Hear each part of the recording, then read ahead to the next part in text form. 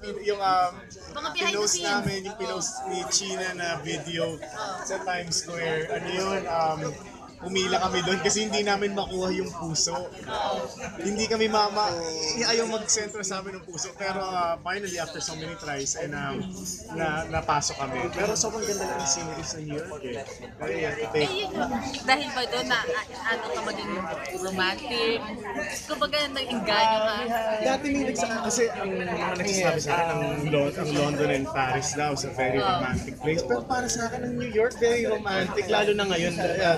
Well, that's my personal opinion. This time of the year, lalo na yung mga puno-puno na parang walang dahon-dahon. Parang it sets a mood kasi iba yung pakiramdam lalo na sobrang lamig. Kiss ka daw ng kiss.